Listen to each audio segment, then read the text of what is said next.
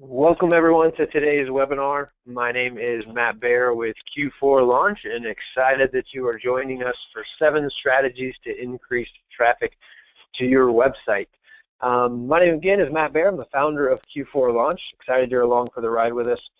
I'll tell you a little bit about our topic today and then tell you a little bit about who Q4Launch is as a company. I know we have a lot of first-time attendees on our webinar today. So glad that you all are along for the ride if this is your first time with us. For those of you that are joining us that have been with us on webinars in the past, glad you're back as well. I appreciate those of you who come to every webinar we do. I know that's a big time commitment. I know I appreciate the emails that you send us afterwards thanking us for the great content we share and everything else. So glad you find it so valuable.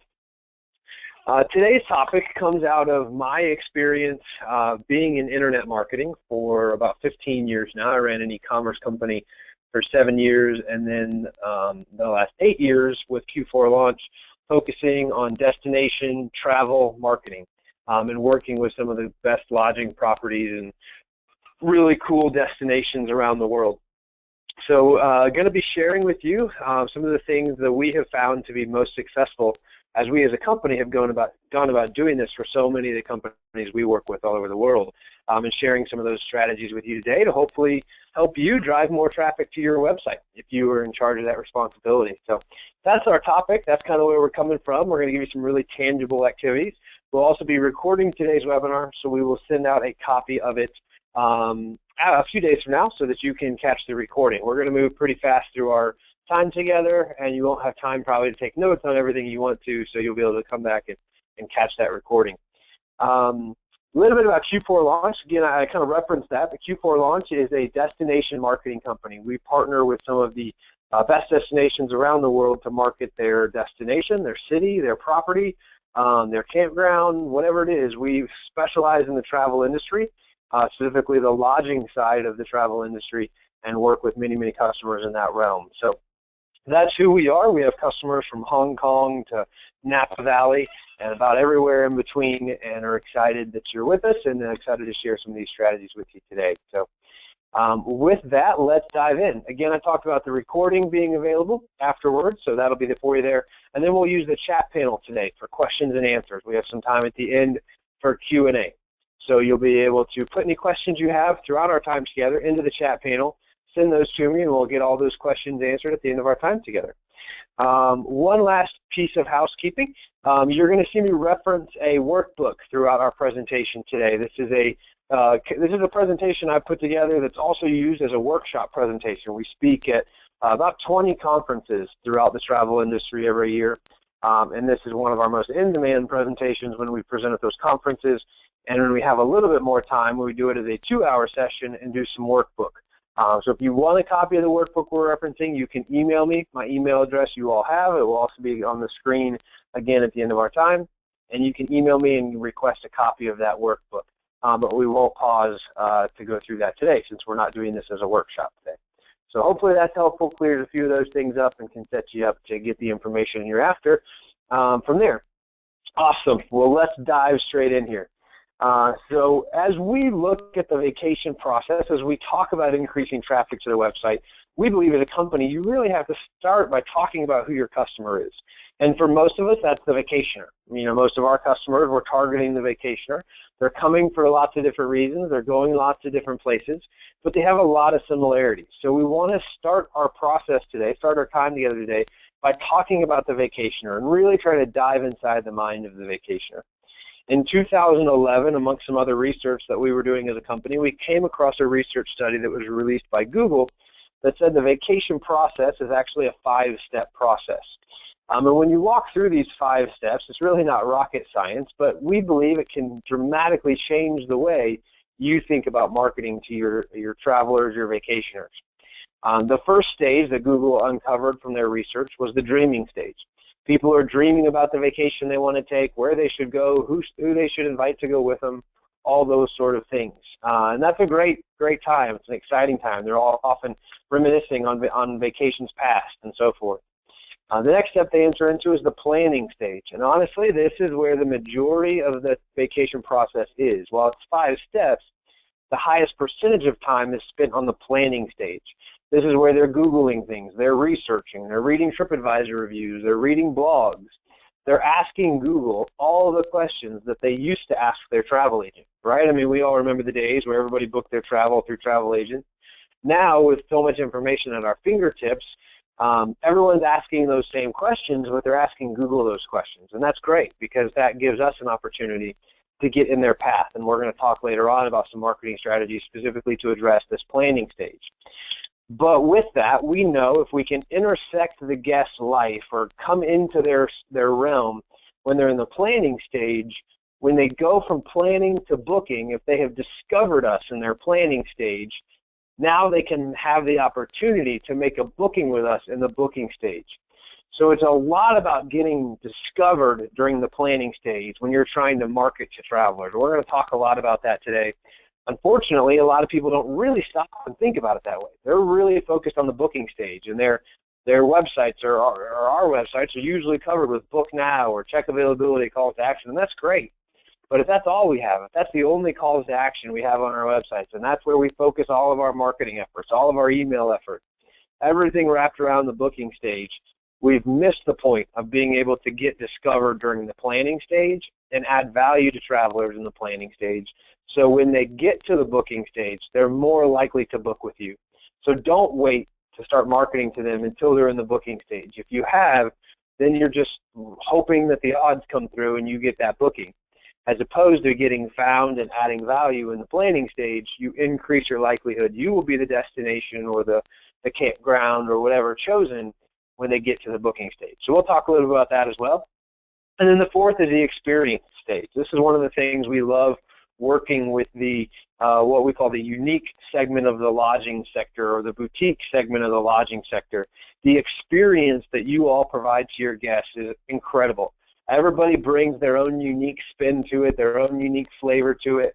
And this is one of the things we love about the work we do is getting to experience that as if we were your guests and then help people find that, discover that, and ultimately book with you. But this experience stage is something you all do so well. But you've got to think about the fact and train your staff that when they're experiencing their vacation, i.e. when they are on vacation and staying at your property, that is a marketing opportunity. You have the opportunity to market to them while they're there, to upsell and cross-sell them things. I know we're all familiar with that and probably have strategies to do that, but also to market to them to get their repeat business and to market to them to get their referrals from their friends and family, to get them to tell them about your business. Great marketing opportunities when they are there experiencing their vacation, and an awesome opportunity to wow them with that. And then the last is the remembering stage. This is all about reminiscing. This is a heavy social media stage where people are reminiscing about the vacation they took and remembering how great it was and looking at pictures and sharing stories on social media and everything that goes into that. And while Google laid this out as a linear process, steps 1 through 5 or stages 1 through 5, as a company, we had an aha moment a few years or maybe a year into really talking about this as a team and realized that if we do great marketing specifically addressed to each of these stages uniquely, instead of this being linear, this process can be cyclical. And what that basically means is if we're marketing to somebody well who's in the remembering stage of their vacation process, we can get them to start the dreaming stage all over again.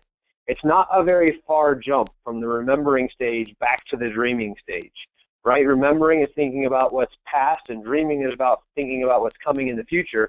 So it is not a big jump for us to get them to start this cycle all over again. Go back to dreaming, planning, booking, experiencing all over.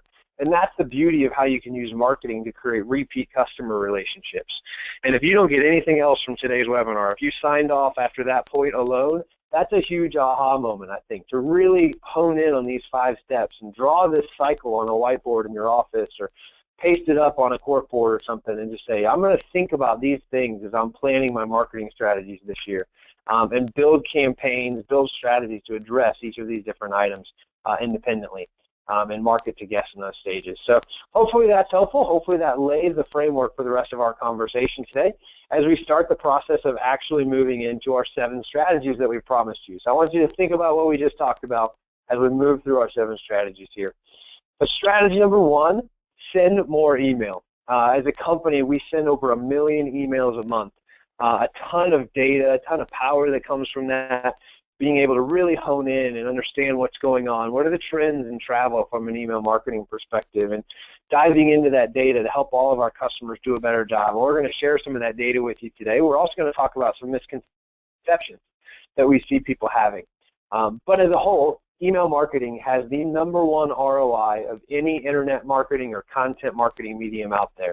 So it's a tremendous opportunity, yet it's the most underused marketing medium that we see as we talk to people about the marketing they're doing on their own. So we're we're big on email marketing and really push that hard and have a ton of success using that. But we get, as we have that conversation with a lot of people, this common misconception that my guests don't want more email. And as a company, we talk about misconceptions, and we also are very blunt about the fact that we oftentimes, as business owners, as marketing directors, as CEOs, whatever role it is you play in your business, we let what one guest told us become our standard, or we let our misconceptions drive our behavior, because in reality it's just an excuse to do what we want to do. And we all know that sending email marketing is not fun. For most people, sending email marketing is a laborious task that they don't want to go through the process of thinking creatively or anything else to do what it takes to have a successful email campaign. So to be able to get off with that and feel okay going to bed at night knowing they ignored their email marketing strategy, they subscribe to this misconception that your guests or my guests don't want more email. When in reality, let me kind of flip that on its head for you, the American worker spends 28% of their workday on email. That's over 2 hours a day the American worker spends on email. I can tell you I've already spent 2.5 hours today on my own email. It's been a busy day for me on email, and I'm 2.5 hours into it already. So they're getting tons and tons of email about work, about TPS reports if you're an Office Space fan, and everything else that goes on in their email. But when they get your email, and it's designed beautifully, and it reminds them of that great vacation experience that they had. See how we're using that language we just taught you? Reminding them of the vacation experience they had. It gives them a mental break. And the beauty of it is, if their boss walks by, it actually looks like they're still working, so they can get a pass, but they're daydreaming about that vacation they had and dreaming about the next vacation that they had. And you have interrupted their day in a positive way to remind them of that special time they had with their family, or that special time they had with their significant other when they got away to your destination and they had that alone time or that family time and really were able to connect around certain memories that your specific destination can create for them. And that gets them dreaming about that next vacation they get to take. So as you're thinking about sending email, do you want to interrupt that 28% of their workday that they're going to spend on email anyways and give them that mental break and let them daydream about taking a vacation?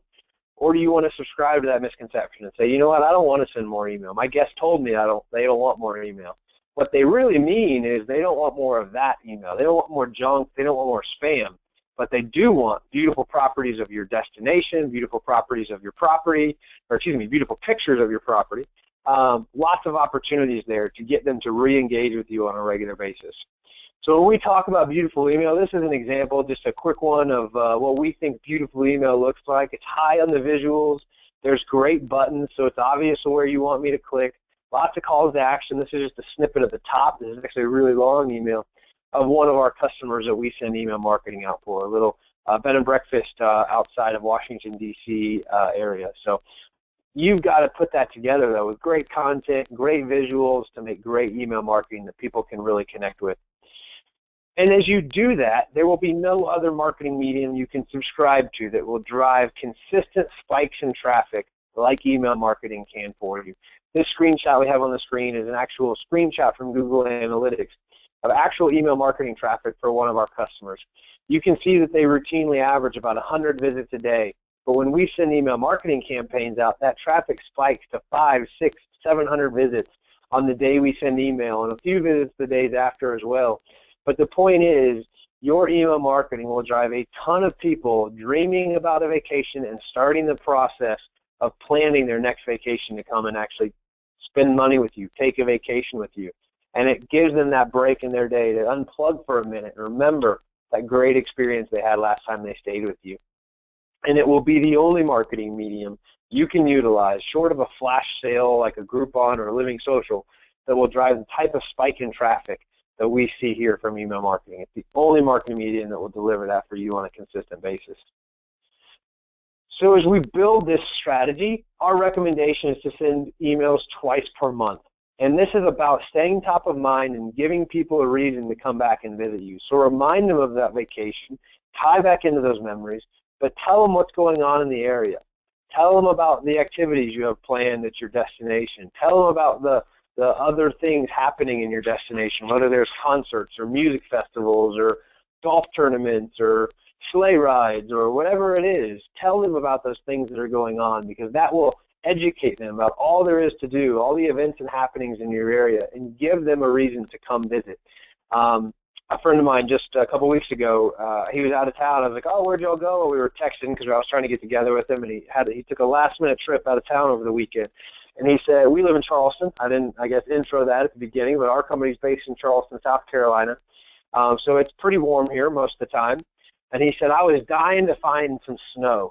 So me and my wife packed up the car, we took the dog, and he hit the road, and they drove north until they found some snow.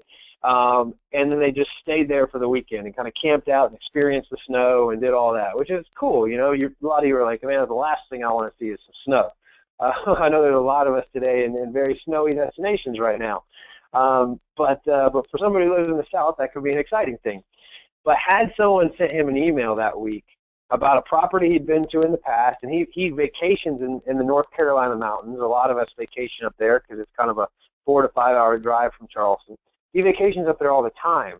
But had somebody sent him an email and said, hey, we have snow this weekend, and we're doing sleigh rides, as he was looking for that romantic getaway with his wife, where do you think he would have gone? He would have gone that place in a heartbeat, because they've told him about the special activities they're having, not just at their property or their destination, but in the whole city or region as a whole. Tremendous opportunity to bring past guests, get them to come back and stay with you by telling them what's going on. That's just one real-world example. Maybe you can't do sleigh rides because you don't have horses, or you're not in a destination that has snow.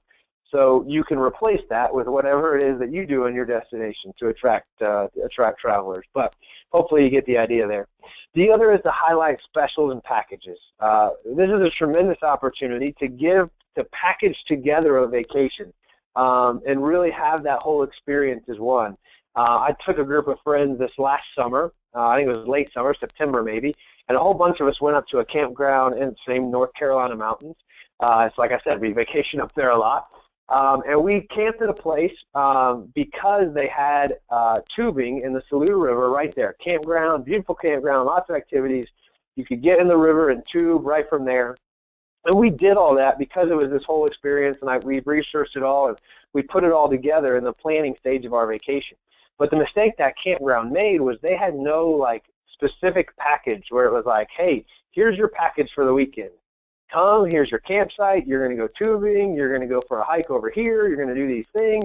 And they could have packaged all that together. They probably could have sold us some other experiences while we were there. Instead, we just did the camping and we did the tubing, which was great. We had a great time, and they made money, and we had a blast, and that was awesome. But as they packaged that together in a way, they would have really been able to tie us back into other things going on. So great opportunity to package that with other things in the area to create a value proposition for your guests and make it easy on them. People are busier and busier every day, so make it easy on them to come and stay with you by packaging some things together. And then specials. You know, everybody loves a special. We don't do a lot of deal marketing as a company. We try to stay away from price marketing and things like that. But that's an opportunity as well, you know, to really put something together. It doesn't always have to be a discount. When I say special, I don't mean discount, but just something unique that is special about a specific time of year or some way to attract those travelers and bring them in. And as you're doing that, make sure that you're using great subject lines. We see so many people sending out email marketing with terrible subject lines, and then they tell us they think email marketing doesn't work, when in reality, it's not that the email marketing is the issue, it's that the quality of email they're sending is terrible. So as you're planning your strategy for this year, here's 2 examples for you. One would be 10 things you have to do in Charleston this summer. That subject line makes me want to open that email and figure out, what is it? What do I have to do in Charleston this summer? What are these 10 things? I cannot go on living until I have figured out what these 10 things are. I just took a trip to Colorado 2 summers ago. And I ended up reading a blog that was written much like that. It was 10 things you had to do in Denver this summer. And when we went to Denver on our vacation, we went out there to see some friends. We went out there, and I think we did 4 of the 10 things on that list because they had educated me, they've given me the ideas, and I went and checked them out. The one thing we didn't get to do that I'm still upset about was alligator wrestling. That was on the list, and my wife said no. She vetoed that one. So whatever, next time I'm in Denver taking a guy's trip and we're going alligator wrestling, or if you're ever out that way, there's a place just south of Denver you can go and you can figure that whole thing out. Living in Charleston, that's one of my dreams. So there's a little bit of insight into Matt for you, but that's something on my bucket list. And y'all probably know I'm certifiably insane now that I've shared that with you. But an example of what not to do with the subject line would be your business name, newsletter, issue 6. I don't really have any concept of what's in that newsletter. Of course, you're going to replace your business name with your business's name, but still, there's nothing engaging about that. There's nothing like baits my curiosity. There's nothing about that besides the fact that it has your name in it, and hopefully I remember your business name from traveling to see you or stay there. There's nothing that really gets me engaged. So that's a great example of what not to do, yet we still see so many people sending email campaigns out just that way. As we're working through that, you get your great subject line, and there's actually some great ways to help you brainstorm those in the workbook that we've put together, but you've also got to develop great content when you're putting email campaigns together. You need to make sure that your content matches your subject line. So if you're going to write 10 things you have to do in Charleston this summer in your email campaign, you need to make sure that that is actually in your email campaign. That seems pretty obvious, but that's a mistake we've seen a lot of people make as well. The subject line doesn't match the actual content of the campaign. So don't make that mistake. If you do, you will lose trust with your followers because you got them excited with your subject line. Then they looked in your email and they couldn't find that content anywhere. Then they get frustrated, and then they don't trust you anymore, and they stop opening your emails. So it's a great way to cause your list to lose trust and lower your open rates and your click-through rates. Make sure that you're using great photos to create an emotional response. Specifically in the travel world, but in buying, we study buying behavior a lot, and in buying in general, but specifically the travel world, people make emotional decisions.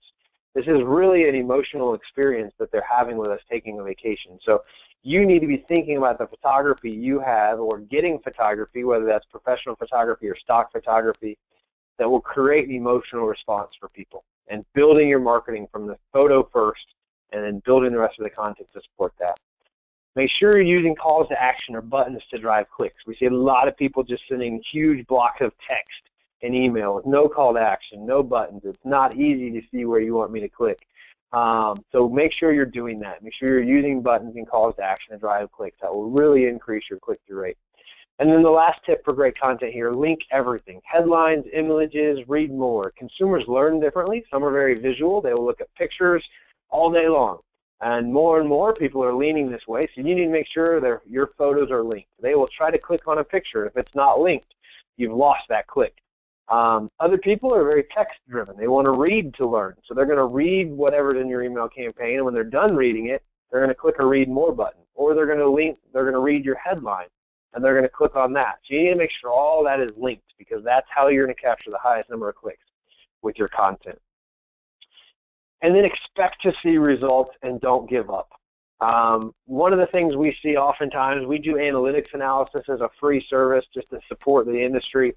We've probably done, I don't know, hundreds of them in the last 12 months. And consistently, we'll see a spike in traffic on a specific day. And as soon as we see that, we know it's email marketing campaign most likely. And we'll ask the person we're doing the analysis, we'll call him John, and we'll say, hey, John, what happened on March 23rd? How did you get this spike in traffic? And John doesn't know because he's not in his analytics very often. Very few of us are in our analytics very often, which we'll talk about later. But John says, I don't know what I did that day, but that's interesting. And you hear some shuffling, and he's going through, and he's trying to figure out what did he do on March 23rd. And after maybe 30 or 60 seconds, John will come back and say, you know what, I think I sent an email campaign that day. And then we'll say, John, I bet you did send an email campaign that day because nothing will drive traffic like an email blast. My question is, why didn't you send one any other time throughout the year? You got that great spike in traffic, but you never sent another one. And in reality, what happens is John gets busy. He sent that in March, it's kind of slower, and then summer season happens, and he's slammed, and he's busy, and he doesn't have time. So then the shoulder season on the other end comes, October, November, and his business is slow and he doesn't have a lot going on because he hasn't been doing email marketing consistently. So expect to see results. Look for them in your Google Analytics and don't give up.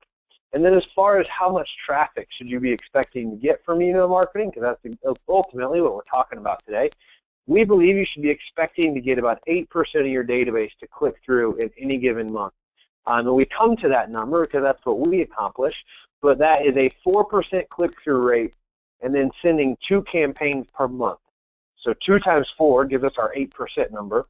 So think about how big your email marketing database is. Maybe it's 1,000 people, 10,000 people, maybe it's 100,000 people. Multiply that by 8%, and that's how much traffic you're missing out on if you're not sending email marketing on a regular basis. And when you put it in that perspective of how much traffic you're missing out on, it's kind of eye-opening sometimes to say, wow, this is a huge opportunity I'm not taking advantage of. To put that into perspective a little bit more, the industry average is about a 2% click-through per campaign. So we set that goal at twice the industry average, and that's what we tell our team we expect them to accomplish for our customers. So we're setting that bar for you as well. If you're doing this on your own, we say don't just settle for the industry average. Maybe you're at 2% now if you're sending email. That's okay. It's just not great. So definitely an opportunity to strive for a little bit better there. So you'll see that open your workbook flash up. Again, you can request that workbook, and we will get you that, and you can have some great tools to help you plan your email marketing campaigns in there, how to write great subject lines, some really cool tools to jog your thought process. So strategy number 2 is to write more blogs. So strategy number 1, send more email. Strategy number 2, write more blogs. Blogging or content marketing is the fastest growing segment of internet marketing, yet it's very misunderstood. We hear all the time, no one reads blogs anymore. I was actually just in Wisconsin giving this same presentation 2 months ago at a travel conference. And I had somebody walk up to me afterwards, and I believe it was a woman. She said, Matt, that was my exact misconception. I haven't been doing blogging because nobody reads blogs anymore. And I said, I know that's your misconception. That's a lot of people's misconception. But it's absolutely not true. If you really do the research and look at the people searching for, content marketing is the fastest growing segment of internet marketing. It is surpassing the term internet marketing as a marketing strategy as a whole. So if internet marketing is part of your world and you're not familiar with content marketing, or you haven't switched your theory to really subscribe to it, you're a couple years behind the marketing curve there. But the good news is 99% of your competitors are also behind that curve because they're just not keeping up with the marketing trends. And this is a huge opportunity to help people discover your destination. And as you're thinking about this, we're going to show you some examples, but all Google updates ever have rewarded content creation. So panda, penguin, pigeon, all those fuzzy pea animals, every single Google update has rewarded websites or marketers that create great quality content consistently. And by that we mean they blog on a consistent basis. And we define consistent by posting every single week to your website. That seems to be the sweet spot that we have found, and I'll show you some data on that here in just a minute. But when people are asking Google questions, Google needs to show them your site as the person who has the answer. So when they're planning their trip to your area and they're looking for places to go tubing on the Saluda River, that's a question that we asked Google when we were planning our trip. And we found places to do that, but we didn't find anybody who had written great blogs about it and told you all about where the put-ins and takeouts are and everything else. We had to piece all that information together ourselves. Had the campground we were staying at really put that information together and written a great blog about it, Google would have ranked that because there was a lack of overall information about it. We would have been able to find that and really figure out what was going on. It would have made it a lot easier for us, and by them making it easier for us, we would have been most likely to book our travel with the source that made our information easy. But we didn't, so we just chose randomly where we were going to stay. There's a lot of competition for that specific activity up there, so lots of people could have earned our business, but they missed the opportunity. So people ask Google questions, your site should be the one that has the answer to walk them through that. And here's an example of how we do that. So here's a blog topic that we wrote for one of our customers up in the Cape Cod area called Cape Cod Shark Adventures. We wrote this blog back in July of 2014. Awesome opportunity there to really hone in on what was going on. And I'm going to show you actual data here in just a minute from our Google Analytics, where we can hone in on what's going on and show you how this impacts things.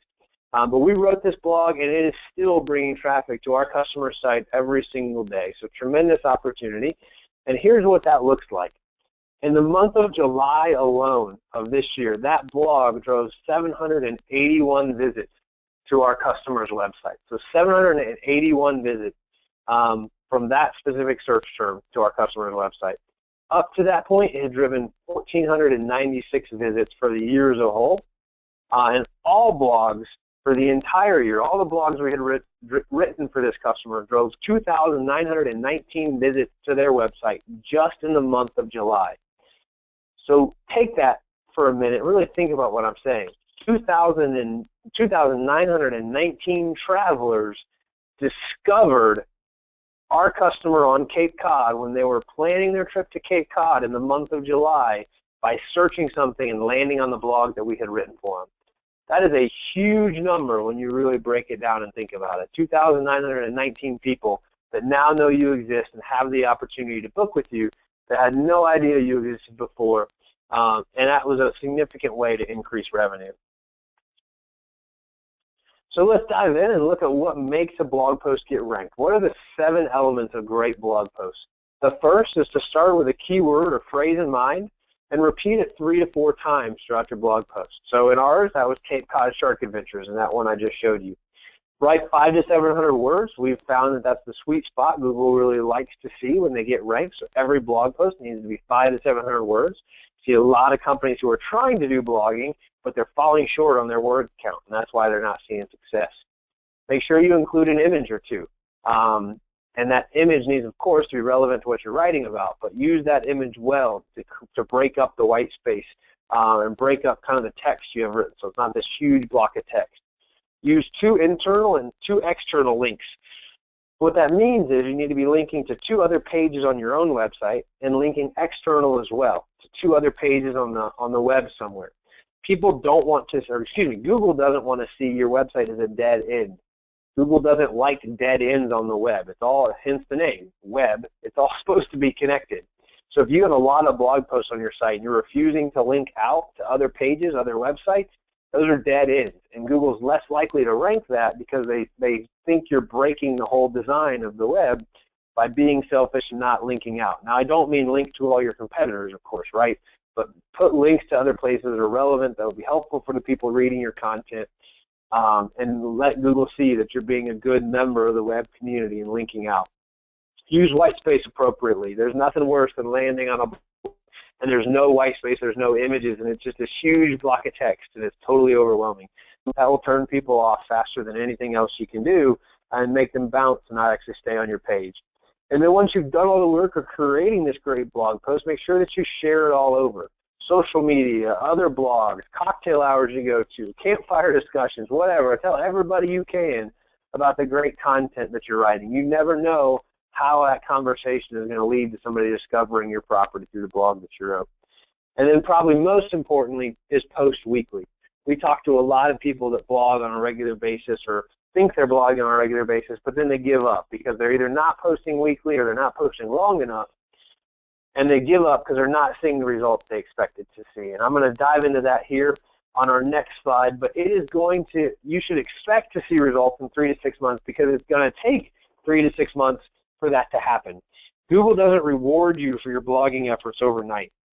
We see this time and time again, regardless of seasonality. When we launch a blog for a new customer and we start posting weekly, it takes 3 to 6 months for us to start generating traffic to that blog.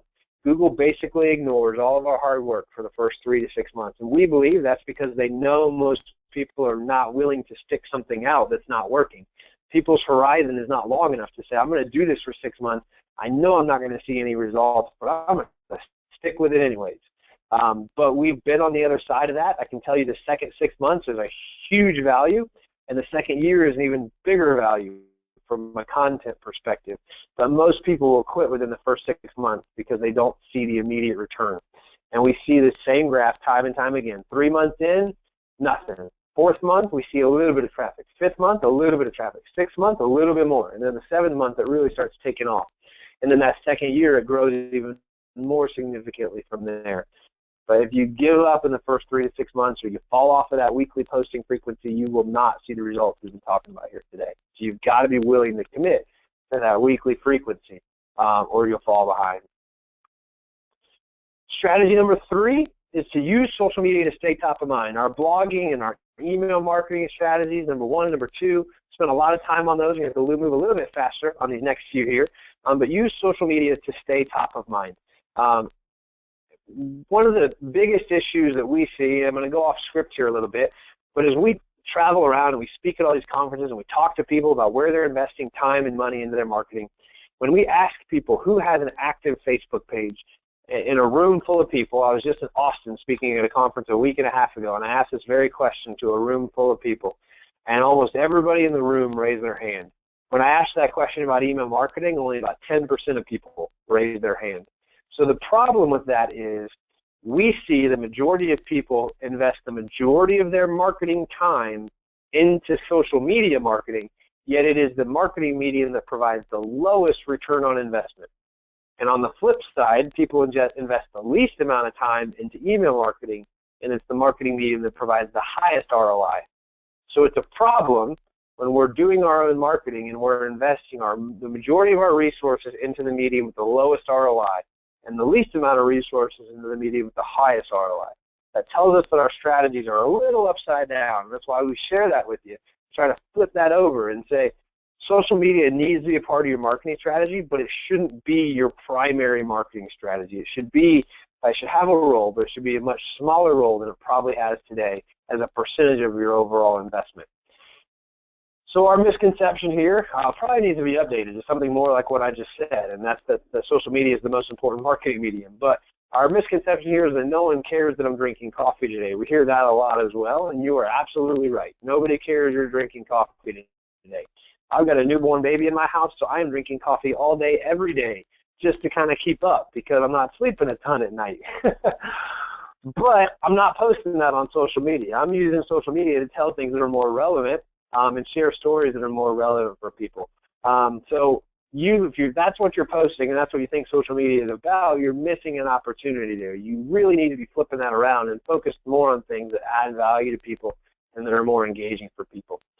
And as you're doing this, it can be easy to get overwhelmed by social media, as there are so many networks out there, and there's hundreds more launching every single month, as everybody wants to be the next Mark Zuckerberg. So it's easy to get overwhelmed, but really focus in on 1 or 2 platforms that you can do really well. Do those 1 or 2 really well, and then don't worry about the rest. You don't need to have a presence on every platform out there. And as we recommend that, we'd say focus on the 1 or 2 that become the most natural for you, the ones you find yourself spending the most time on already, because then it's easy for you to work that into your rhythm, to be able to build some content and hopefully gain some followers there. Make sure that you're sharing great photos, especially those ones that elicit emotional responses. And when you share a photo and you see that it elicits an emotional response, and you can measure that by the number of people who engage on that particular photo, that's a great indicator that you should use that same photo in other areas you're doing marketing. Use that photo on your website. Use that in your email campaigns. Use that in your blog content. This is where some of that power of integrating your marketing strategy together can happen. Take what you're learning in social media and apply it to the other places you're doing marketing. Make sure that you're connecting with other pages by tagging them in your posts. Make sure that you're connecting with guests by posting pictures of them, assuming you have their permission to. And what's going on around your property. Make sure that you're posting last-minute availability, especially during peak times. When you have a last-minute cancellation in a peak season, social media can be a great way to fill that quickly. And when you have those and you post those, you can use the Facebook boost function to boost that to people that are within the drive market of your destination. So you can say, I want to boost this post just to people within 2 hours of my destination. Specifically, the people that are most likely able to take a last-minute vacation. Nobody's going to take a last-minute vacation and fly across the country to your destination. But if they live an hour away, there's a decent chance that they'll get off work and decide, I want to go see snow this weekend, and I just saw this place pop up in my news feed. with last-minute availability, and they've got snow. Tying that back to that example I told you earlier. But if you boost it, it'll show up in those people's news feeds. So that's a great way to use social media to do that. And then make sure you're growing your presence at 5 to 10% per month. When we take over our customer social media presence, we put a strategy in place to grow them at 5 to 10% per month. Because then when you have that last-minute availability or you have that special thing going on in your area, you have spent time previously investing in building an audience that you can then get that message out to convert those people into an actual sale. But if you don't have a large audience, you don't have a person to take that message to. So that's why we believe it's so important to be growing at 5 to 10% per month. Very few people are actually accomplishing that. To put that in perspective, the industry average is about 10% growth per year. So we're talking about doubling your Facebook presence every year as a goal. Pretty aggressive goal, but we consistently have a strategy that helps us do that. You can see a screenshot there of just what that growth curve looked like for one of our customers. But as you're building your own marketing strategy, I encourage you to set that goal for yourself as well and put us together a strategy to be able to do that. So there's that open your workbook slide. You can, if you request a workbook, you'll have the opportunity to do some things there to plan your strategy. We're going to touch on SEO as well. A lot of people, strategy number 4 is do the SEO basics to succeed at the least. I say at the least because this is the minimum you should do.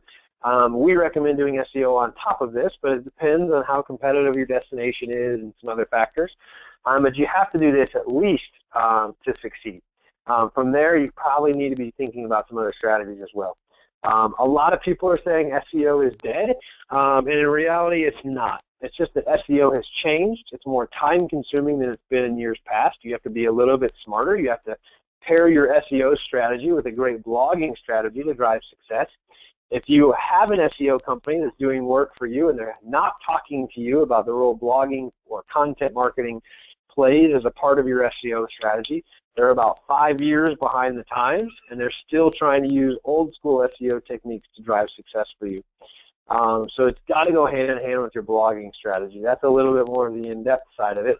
But some of the basics, make sure that you claim and optimize your Google Plus page. Make sure you put your website address there. Make sure you have great photos there. Make sure you have at least a few reviews there for people to read. It's amazing how many people still have not claimed or don't have a good handle on what's going on with their Google Plus presence. Make sure that you're showing up in the local map.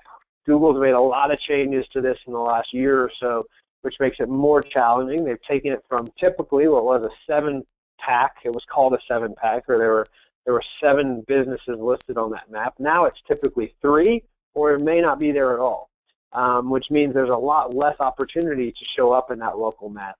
But it's an important place to be. It's the place that you can only be if you have a local address. So the big conglomerate sites, the TripAdvisors of the world, people like that, they'll never be able to show up on the map because they don't have a local address in your city or your destination. So this is your place to shine, and you need to be there.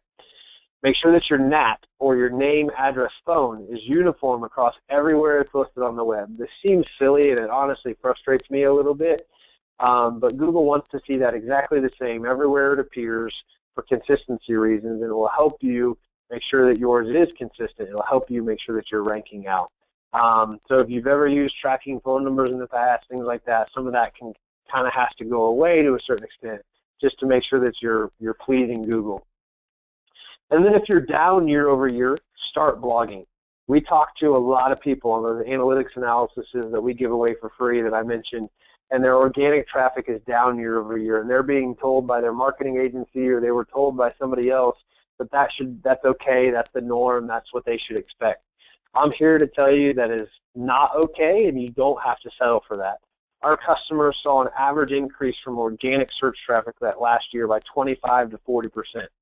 And I'm not saying that and telling you that to pat ourselves on the back. I'm just telling you that to say it's possible that you could see that same thing if you had a strategy to grow your organic search traffic. SEO is not dead, it's just changed, and you've got to adapt to the new SEO or you're going to get left behind. If you are down, start blogging. Start creating that content. Go back to the slides about blogging and commit to doing that. That's your first step to success. If you're still down, reach out to someone who can help you understand why. Or if you can't commit to blogging on a weekly basis, you don't have the time or whatever else, then reach out to somebody you trust who can really help you understand why your site might be down. Blogging might not be enough. You might have other issues going on your site that's preventing you from ranking. Moving along here, these next 3 strategies are going to be a little bit different from kind of our first 4. Our first 4 are very much about driving traffic in a direct, tangible way you can track. Strategy number 5 is to have a 5-star review strategy. Most of the properties we work with are 4-star properties on TripAdvisor or whatever other places they're getting reviews. And the guest, when they leave you a 4-star review, thinks they've done you a favor. After all, you weren't perfect, but you're pretty good, so they leave you a 4-star review.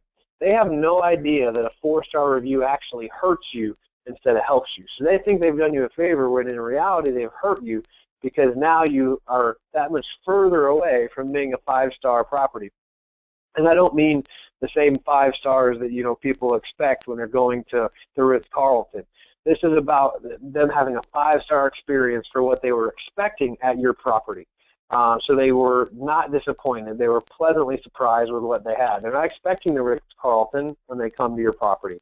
Or maybe they are. Maybe that's the way your brand is positioned.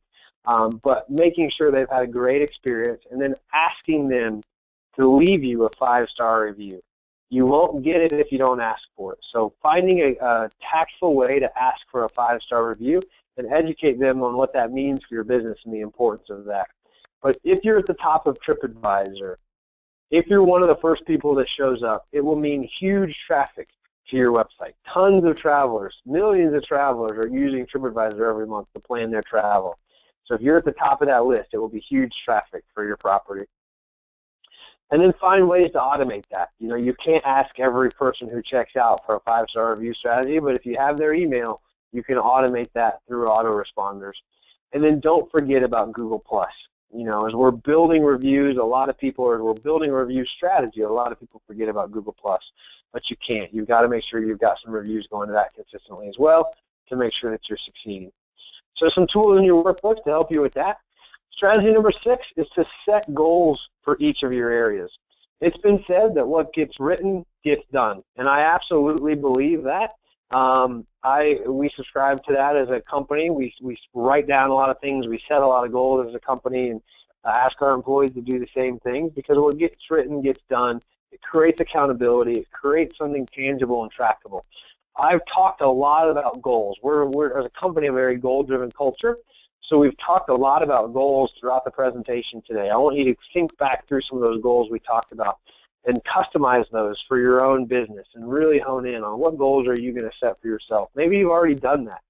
It's the start of 2016, although the first month is already behind us, which is kind of crazy, but it's the start of 2016, and a lot of us do goal setting at the beginning of the year. If you didn't, it's not too late. You can absolutely still set goals. Set goals, write them down, and find an accountability partner to help you plan and achieve your goals this year. And there's some things in your workbooks there that can help you do that. Strategy number 7 is to review your analytics at least monthly. I talked about the importance of Google Analytics a few minutes ago, and well, really throughout, honestly. But we see as we talk to people that reviewing your analytics is not a regular part of their rhythm, and it absolutely has to be. Your Google Analytics is the pulse of your business.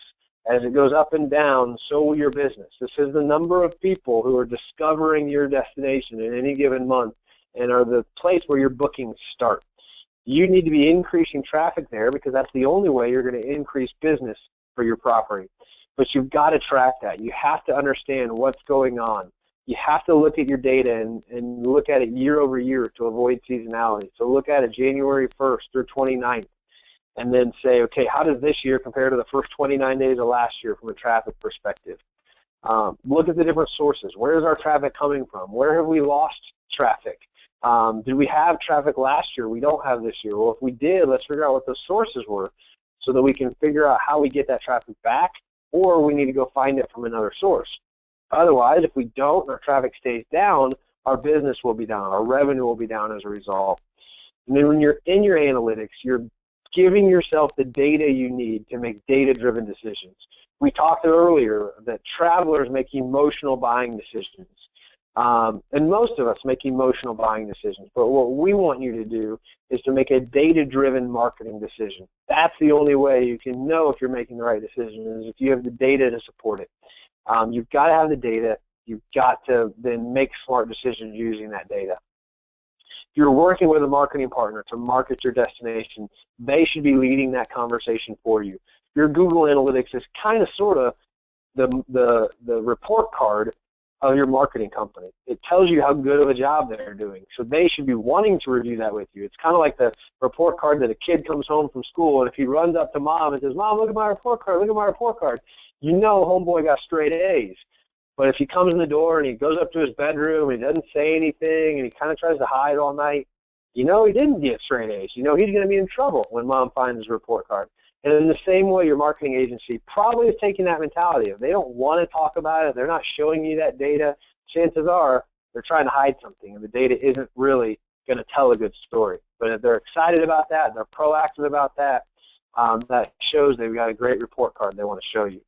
And as you're diving into your analytics, this is the last thing. You might be surprised what's hiding in your data. Oftentimes, as we do these analytics analysis for people, they have an aha moment of, wow, I didn't know that about my business, or I didn't know that this was going on, or I didn't know we were getting that much traffic from that source, or I didn't know that the traffic we got from the Chamber of Commerce was that high a quality or that low a quality, whichever it is. Lots of aha moments are hiding in your data. You've just got to dive in there to really figure those things out. So what's your next step? You know, I said I travel and I speak a lot, and I get the opportunity to hear a lot of other speakers at the same time. And one of my pet peeves is a speaker who gets you really excited. You feel like you got some energy, some momentum, but then you have no idea what to do. And you sign off the webinar or you leave the conference, and you have no idea what the next step is. So because of that experience, as a company, we vowed to always give people a next step and say, here's the next step you should take, and always make that free for people. Because we want you to take a next step in your marketing, because we know if you do, it will help the industry as a whole as we all try to reach more travelers. So for you, your next step, this could be a great next step for you, and it's to request your free marketing grader.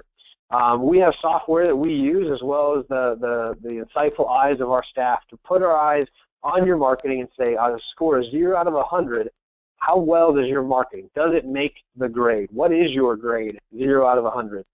We've done this probably for 1,000 people at this point, run this marketing grader report for over 1,000 people. So we'll also let you know, where does your score stack up against the industry? Where does it stack up against your peers?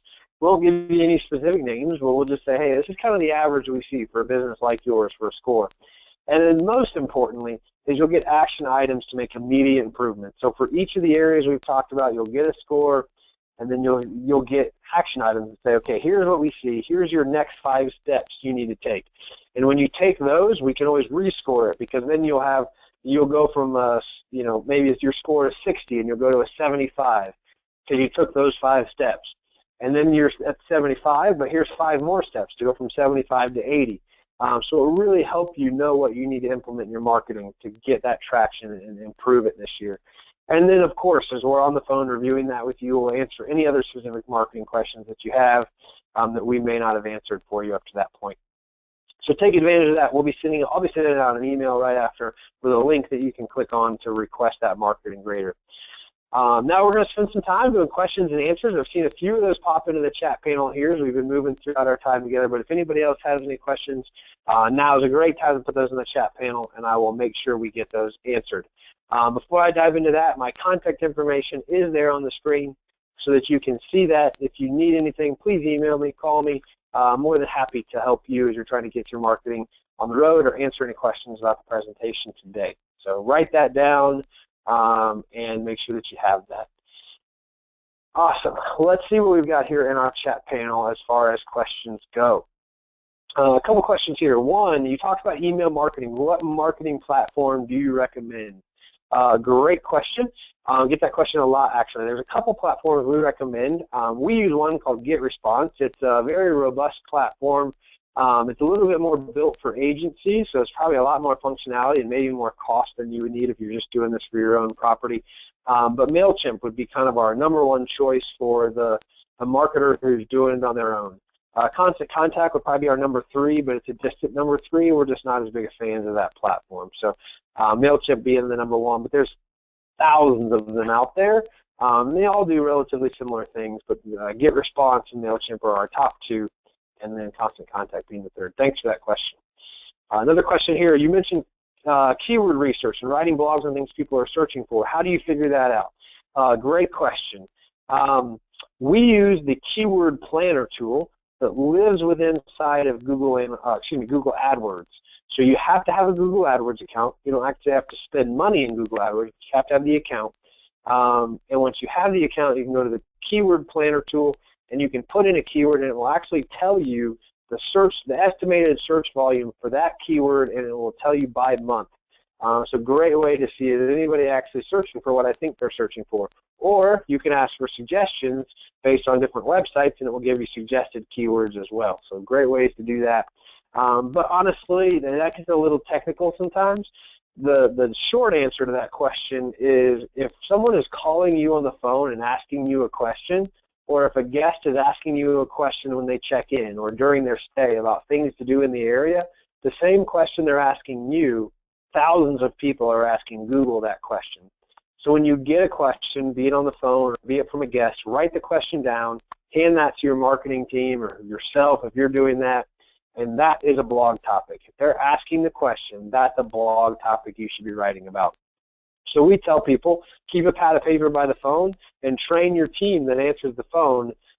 When people are asking those concierge-style questions, write those questions down and hand them to the marketing team, because those are great things to be writing about, even if there's not search traffic for it, because sometimes Google's not perfect. They don't know everything from a search traffic perspective. They know a lot, but they don't know everything. So a great way to do that as well. I think that's all the questions we've got in the chat panel right now. I don't think I've missed anything. If you have any questions, go ahead and pop those in. Be happy to get them answered for you. Not seeing any more. I'm going to wrap this up here. It is 2:58 Eastern Time, so I've done pretty good at staying within our hour here. Again, look for that opportunity to request a marketing grader. If there's anything we can do to help, get in touch with us on the screen. We'll have some more webinars coming up soon, so stay tuned to your email inbox for future invitations from us for future webinars. And thanks for being with us today. Hope you learned something new and can get to work putting into place in your business to help drive more traffic and more bookings in 2016. Thanks, everybody.